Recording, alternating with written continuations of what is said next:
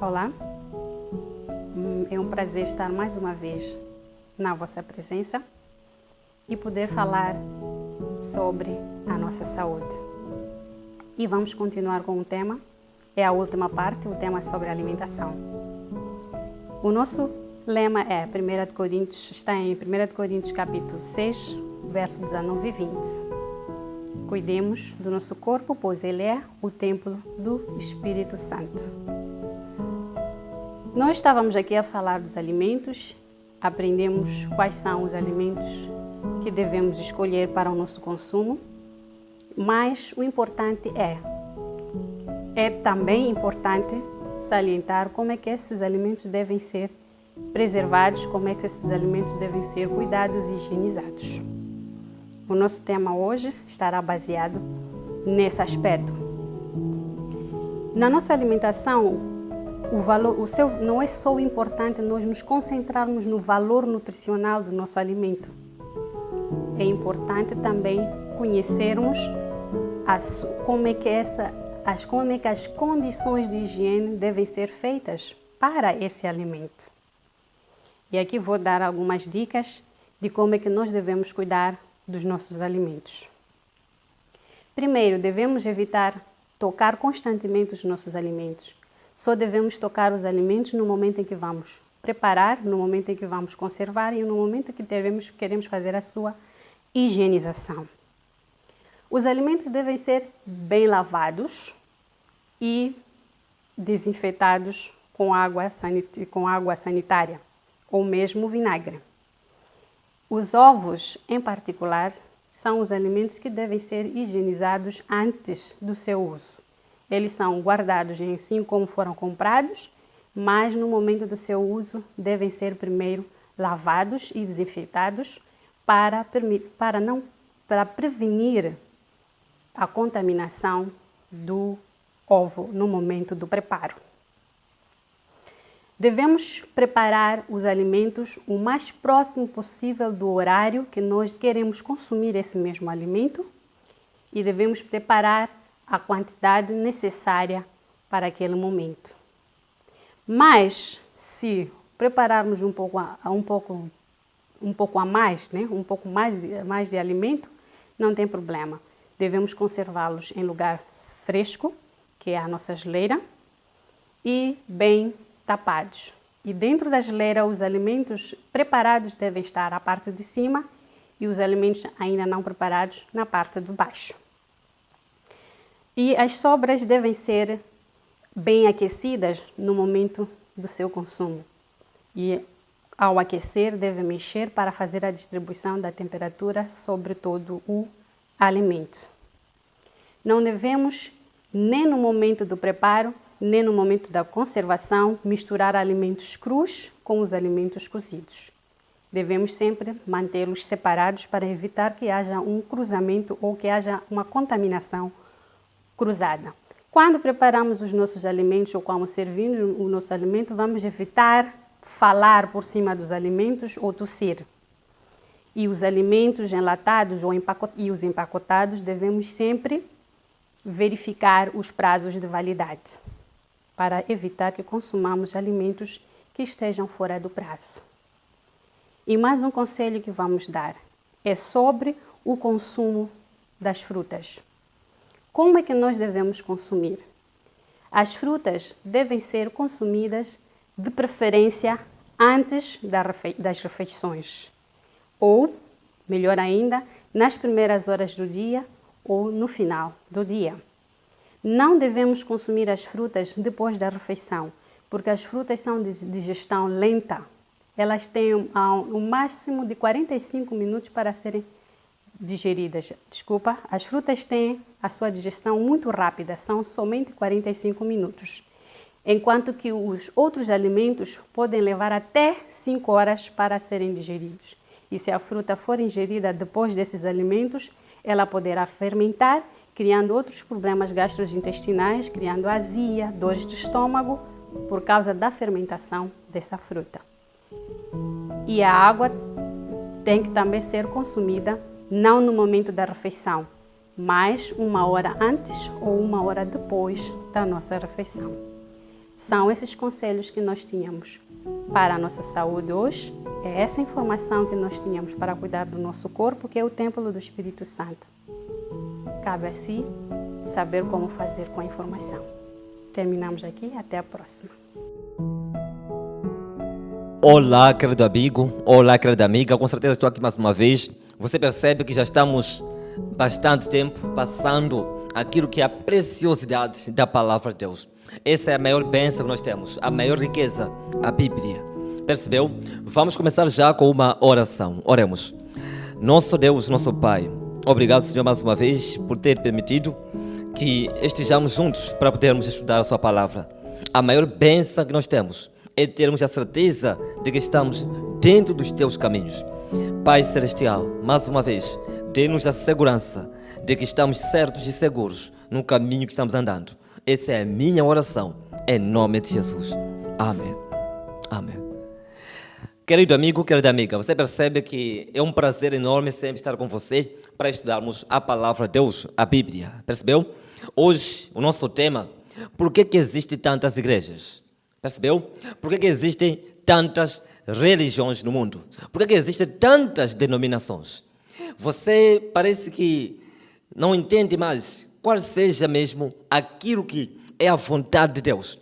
Porque de alguma forma ou de outra, a cada igreja traz os seus princípios, os seus ensinamentos, embora com a palavra de Deus na mão, mas parece haver uma contradição naquilo que são os ensinamentos.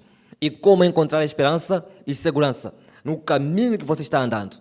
Não tenha preocupação em relação a esse assunto. A palavra de Deus é a chave mestra para nos mostrar a veracidade daquilo que é a vontade de Deus. Veja o que está aqui. Eu começo por tomar a leitura da passagem preciosa, predileta para mim, que está em 1 João capítulo 4, verso 7. Essa passagem eu considero a passagem mais importante para mim. Diz assim, o verso 7. Estou lendo o capítulo 4, percebeu? Capítulo 4, verso 7, diz assim: Amados, amemo-nos uns aos outros, porque o amor procede de Deus, e todo aquele que ama é nascido de Deus e conhece a Deus. Percebeu? Então, querido, não existe dúvida que ao falar este assunto de hoje, por que existem tantas igrejas? Temos que fazer esse assunto com o amor. Sabe por quê? Porque é o amor de Cristo que nos constrange. A existência da igreja tem nada a ver com o amor de Deus. Sem o amor não existe igreja. Sem o amor não existe a união. Percebeu? Então, a igreja, basicamente, não é outra coisa senão um conjunto, um grupo de pessoas que professam a mesma fé. Percebeu? É o que acontece, por exemplo, para o povo de Israel. Em Números, capítulo 20, verso 10, você encontra Moisés falando com o povo, dizendo assim: rebeldes, por acaso Deus pode fazer sair a água sobre esta rocha? Você percebe que estava aí uma assembleia, uma igreja. A mesma palavra usada ali também é usada no Novo Testamento, para nos mostrar o seguinte: a igreja, com certeza, é um conjunto de pessoas que professam a mesma fé. Percebeu? Agora, querido, qual é a sua fé? Se a sua fé e a minha fé for a mesma, com certeza nós estaremos juntos. Teremos somente uma igreja, porque temos a mesma fé. Percebeu? Agora, querido, você percebe que, de acordo com a palavra de Deus, Jesus, ele instituiu a igreja cristã.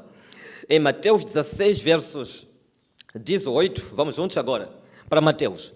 O livro de Mateus, capítulo 16, versos 18. Você vai perceber uma coisa interessante que a palavra de Deus vai mostrar para você. Mateus 16, versos 18. Diz assim a palavra do nosso Deus, versos 18. Também eu te digo que tu és Pedro, e sobre esta pedra edificarei a minha igreja, e as portas do inferno não prevalecerão contra ela. Querido amigo, querida amiga, você percebe que Jesus está falando uma coisa muito interessante. Ele diz assim: tu és Pedro. Está falando com quem? Com Simão Pedro. Você conhece Simão Pedro? Com certeza, o discípulo de Jesus. Tu és Pedro, percebeu? Em outra palavra, no original, é Petros, ou seja, pedrinha ou pedra, percebeu? Mas sobre esta pedra, está estava indicando a si mesmo a rocha. E você percebe que a igreja, de acordo com o apóstolo Paulo, o exemplo mais prático, percebeu? É como se fosse uma casa, um edifício, onde os blocos são colocados por cima da rocha, que é Jesus. Percebeu? Agora, querido, olhando para esse assunto da igreja, você percebe que a base é Jesus. Vamos agora para o Apocalipse, capítulo 12. Você já está comigo, está percebendo o que significa igreja? E está percebendo que esse assunto da igreja tem a ver com a fé, tem a ver com o alicerce, a nossa base. E você percebe que no livro do Apocalipse, capítulo 12, venha comigo, por favor, capítulo 12 do Apocalipse, aqui fala sobre a mulher e o dragão. Dragão é o diabo e Satanás. E a mulher, com certeza, em profecia, é igreja. Agora perceba uma coisa interessante. Viu-se grande sinal no céu. Quando a Bíblia diz grande, com certeza é grande, não pequeno. Ou seja, não pequeno, porque trata-se do sinal. Viu-se grande sinal no céu, a saber, uma mulher vestida do sol, com a lua debaixo dos pés e uma coroa de 12 estrelas na cabeça. Querido amigo, querida amiga, o Apocalipse, no capítulo 12, está falando de uma igreja pura, de uma igreja, o sol, com certeza, em Malaquias, é Jesus, o sol da justiça. Então, nessa igreja, existe a pureza doutrinária. Nesta igreja, está lá Jesus, está lá a palavra de Deus. Mas se você for comigo para o mesmo livro do Apocalipse, e muita gente acredita que estamos vivendo o tempo do Apocalipse, e perceba agora, no capítulo 17, fala sobre a descrição da grande meretriz. Meretriz também é mulher. Só que essa mulher, com certeza, não é virtuosa.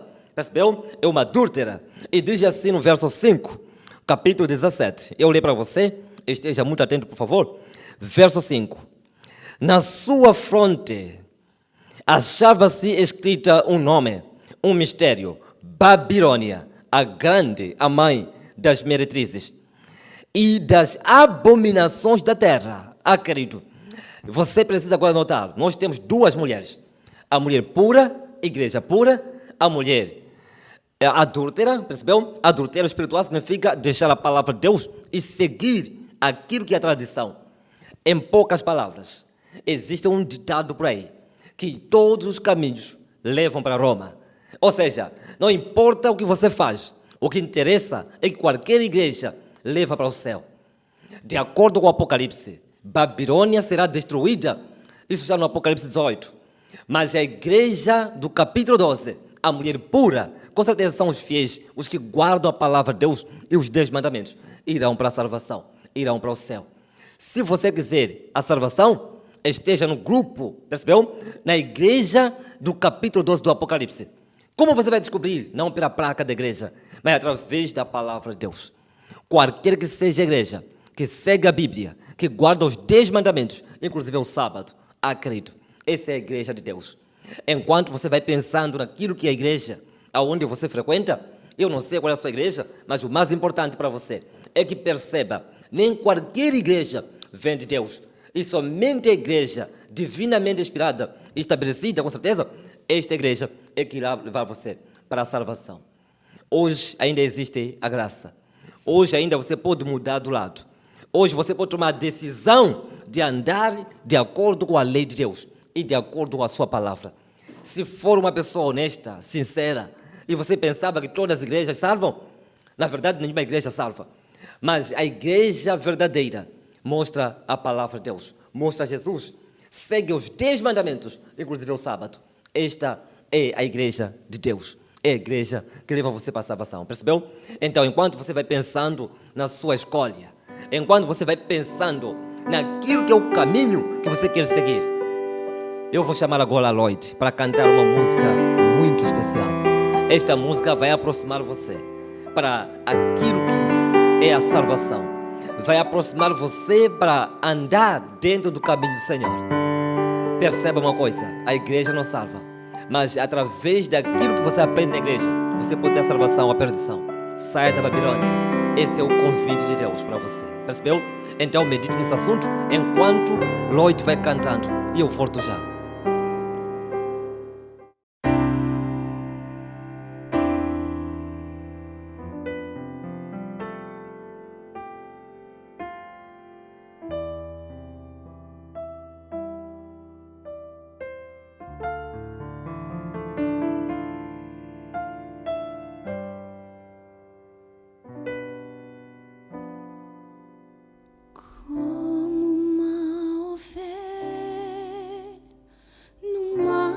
Mesmo sem pastor, eu neste mundo andava a vaguear, quando atenciosamente eu ouvi a sua voz: venha, meu filho, no aprisco se abrigar, ao teu lado eu quero estar, eu quero te agradar, eu quero te honrar, Senhor. Sua vontade eu quero fazer, guardar a sua lei, viver só pela fé, Senhor.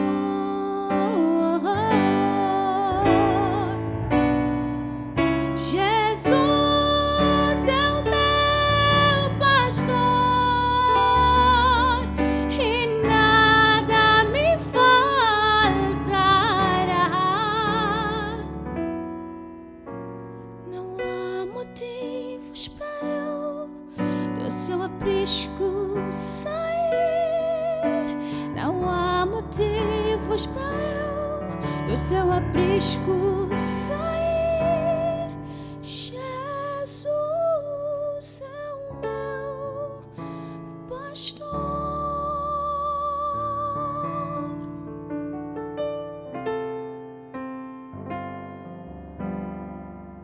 Quando eu voltei à casa do meu pai e com alegria ele me recebeu, ele disse aos servos: matai um cordeirinho, juntos jubilemos, meu filho ao lar voltou. Sua vontade eu quero fazer, guardar a sua lei, viver só pela fé, Senhor.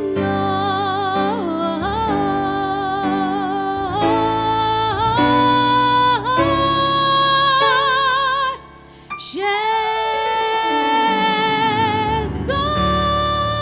é o meu pastor e nada me faltará.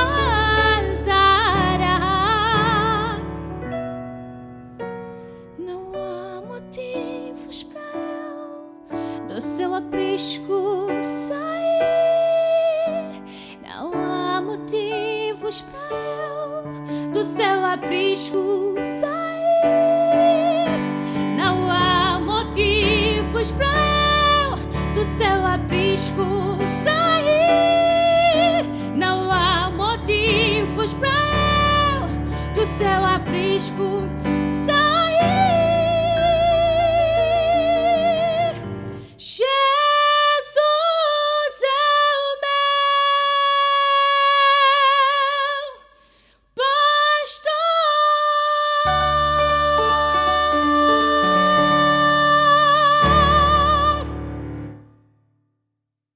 Jesus é o bom pastor. Jesus é aquele que, com certeza, ele guia o seu aprisco em meio àquilo que são as batalhas da vida. Se você estiver dentro do rebanho de Jesus, você tem a segurança, você tem a salvação. Venha agora. Percebeu? Este é o convite de Jesus. Venha agora, para que também se ajunte a esse aprisco, a esse povo de Deus, a essa igreja que está sendo guiada por Deus rumo à Canaã celestial. Venha comigo para esta oração. Nosso Deus, nosso Pai, obrigado, Senhor, dentro daquilo que é a sua soberania e o poder e grandeza, ó Pai celestial, tem guiado o seu povo e tem feito milagres e maravilhas enquanto o seu povo anda por seu caminho. Queremos, ó Pai, neste momento, também aceitar que o Senhor possa guiar também a nossa vida e a nossa família.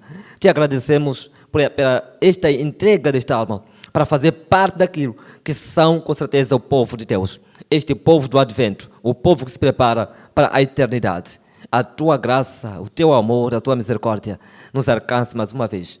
Em nome de Jesus. Amém. Amém. Então, querido, a próxima lição é o mandamento esquecido, o Santo Sábado. Venha comigo para esta lição preciosa e muito profunda.